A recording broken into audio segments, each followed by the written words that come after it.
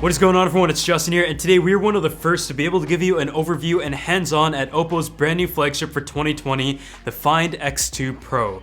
So this is a phone that on the spec sheet has all the best that Oppo has to offer. It's got 3 cameras on the back, you've got a 120Hz display on the front that is Quad HD Plus and runs at full resolution. The fit and finish of the body is amazing as well. It's got a ceramic back on the black model, and there's also the option for an orange vegan leather as well. So there's definitely a lot to cover, including the features, the specs, as well as some camera tests. So without further ado, let's just go ahead and unbox the phone first, and a huge thanks to Oppo for sponsoring this video. As you guys may have seen in the past, we've worked with Oppo on many different trips, including Milan, Japan, as well as Switzerland, which were all very beautiful, primarily testing out the camera technology on their latest smartphones, and each time I've been very impressed. So for starters, this phone comes in a beautiful box, and Oppo's always been very good about presentation. You have this kind of like blue holographic design as well as a gold text. So the first thing you're greeted with is the phone itself, and it is a 6.7-inch display, and like I mentioned, it's got a ceramic finish on the back in the black color, and if you look very closely, it's got this kind of like grain to it, which looks amazing under different conditions of light.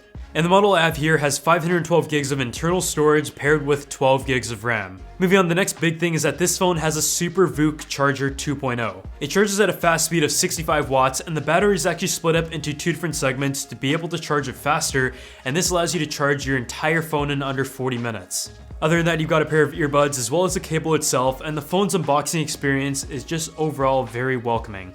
So as I mentioned, the display on this phone is impressive. It is a 6.7-inch AMOLED display at a Quad HD Plus resolution, and that resolution broken down is 3168 by 1440 at a PPI of 513. With fast refresh rates being a very common thing that we find on 2020 smartphones, one thing that makes this phone a little bit unique compared to the others I've seen so far is that the 120Hz display with the 240Hz touch panel works at a full Quad HD resolution. It also has one of the highest scientific display ratings on a smartphone, HDR10+, and when you have the option to use the vibrant and natural mode, you can have your display that is great for viewing media, but at the same time when you want to edit photos or videos on the device and have more accurate colors, you have the natural mode as well. The display has a whole bunch of design, and the screen goes all the way around the edge of the phone and right up to the edge, including like a bit of a curve that is both comfortable but at the same time doesn't really get in the way. And Oppo's also been a company that has been concepting the under camera display that is completely hidden, and I really hope we get to see that in a future phone. Just from having first impressions though, the Quad HD Plus at 120Hz is beautiful, and I think the battery life is going to be something that I really have to test, but from first impressions, I love it. As for the triple camera setup on the back, you've got a 48 megapixel IMX689 from Sony sensor, and this camera is able to do great in low light as we've seen with past Oppo phones. The wide camera is a 48 megapixel sensor as well with a 120-degree field of view, and when it comes to the last camera, it is a periscope setup at 13 megapixels, which is similar to like the periscope setup that we saw in previous Oppo phones that I've really enjoyed.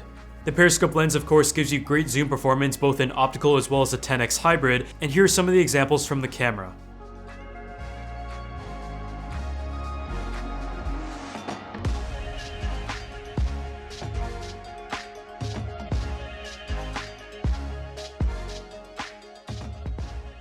When it comes to the design though, on first impression, I also like that it is very simple. It doesn't really have anything that is too crazy or flashy to it.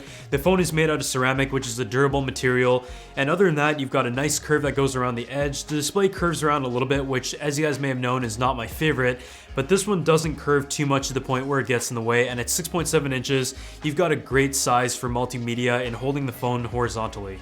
As for the button layout, that is also something that I feel like Oppo has done very well. You have the power button on one side with the green mark, and on the other side you have the volume rockers, and I like that they haven't placed it too high because being a very large phone, a lot of times it does make it a little bit harder to reach.